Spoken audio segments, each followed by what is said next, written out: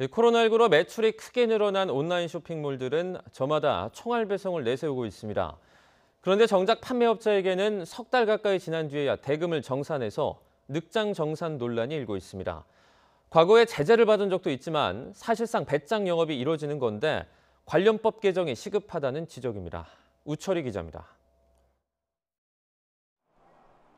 온라인 쇼핑몰에서 옷을 판매하는 A씨는 코로나19로 주문이 늘긴 했지만 쿠팡 정산만 생각하면 답답합니다. 다른 쇼핑몰에 비해 판매업체에게 늦게 정산을 해주기 때문입니다. 특히 작은 업체일수록 돈을 늦게 받으면 자금 운용과 재고 확보 등 경영상 부담이 더 커질 수밖에 없습니다. 저희가 사실 계산을 해보면 2배, 3배 정도의 예산이 필요하더라고요. 더 필요하다면? 맞습니다. 왜냐하면 그 기간 동안 우리는 자금을 더 재고를 더 확보해야 되고 인건비는 계속 나가고 있고 운영비, 월세라든지 전기세라든지 이런 운영비도 계속 나가고 있어야 되기 때문에. 쿠팡을 비롯해 티몬, 위메프도 사정이 비슷합니다. 쿠팡 주 정산의 경우 수수료 등 비용을 뺀 정산액의 70%를 먼저 주고 나머지 30%는 나중에 지급하는 방식입니다. 예를 들어 10월 12일에 구매가 확정됐으면 11월 6일에 70%, 내년 1월 4일에 30%가 정산되는 겁니다. 구매 확정 뒤 최종 정산까지 최대 석 달 가까이 걸리는 셈입니다. 티몬과 위메프의 경우 월 정산 형태로 대금 전액을 한 번에 주긴 하지만 구매 확정일이 10월 1일이라고 가정하면 티몬의 경우 12월 4일, 위메프는 12월 7일에 정산돼 2달 넘게 걸립니다.